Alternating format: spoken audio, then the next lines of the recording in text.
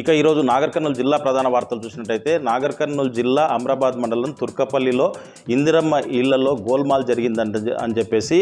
బాధితులంతా కూడా ఆవేదన వ్యక్తం చేస్తూ ఆందోళనకు దిగినటువంటి పరిస్థితి కనిపించింది. తుర్కపల్లి గ్రామంలో పైలట్ ప్రాజెక్టు కింద ఇందిరమ్మ ఇల్లు నిర్మించి ఇస్తామని చెప్పేసి కొంతమంది లబ్ధిదారులను పేదలను సెలెక్షన్ చేసి వాళ్లకు ఇల్లు మంజూరైనట్టుగా సీఎం రేవంత్ రెడ్డి ఫోటోతో పాటు మంత్రి పొంగులేటి శ్రీనివాసరెడ్డి ఫోటో ఉన్నటువంటి మంజూరు పత్రాన్ని కూడా అందజేశారు. మరి ఏం జరిగిందో ఏమో తెలియదు, కానీ మొత్తంగా చూసినట్టయితే వాళ్ళు ఇల్లు వస్తాయన్న సంతోషంతో ఎవరైతే లబ్ధిదారులుగా ఎంపిక కాబడ్డారో మంజూరు పత్రాలు అందుకున్నారో వాళ్ళంతా కూడా వాళ్ళకున్నటువంటి గుడిసెలను ఇళ్లను పాత ఇళ్లను నేలమట్టం చేసుకొని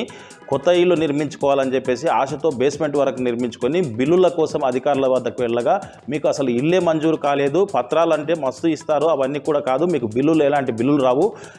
ఇళ్ల నిర్మాణం జరగదు మీదు అని చెప్పేసరికి వాళ్ళు ఆందోళన వ్యక్తం చేస్తూ ఆవేదన వ్యక్తం చేస్తున్నటువంటి పరిస్థితి కనిపిస్తూ ఉంది. ఈ విషయమై స్థానికంగా ఉండేటువంటి అధికార పార్టీ నాయకులను అడగగా మీరు అధికార పార్టీకి సంబంధించిన కాంగ్రెస్ పార్టీ వారికి సంబంధించిన వారు కాదని చెప్పేసి కాంగ్రెస్ పార్టీలోకి వస్తేనే మీకు ఇల్లు వస్తాయని చెప్పేసి కూడా వాళ్ళు చెప్పినటువంటి పరిస్థితి ఉందని చెప్పేసి ఇదే విషయంపై ఈరోజు వాళ్ళు నాగర్ కర్నూలు జిల్లా కలెక్టరేట్లోని కలెక్టర్ను కలిసి తమ గోడును వెళ్ళబూసుకుందామని చెప్పేసి వచ్చేసరికి అందుబాటులో అదనపు కలెక్టర్ ఉండడంతో ఆయనకు జరిగినటువంటి విషయాన్నంతా కూడా చెప్పడంతో దీనిపైన పూర్తి స్థాయిలో విచారణ చేపడతామని చెప్పేసి అదనపు కలెక్టర్ చెప్పినటువంటి పరిస్థితి. మొత్తంగా చూసినట్టయితే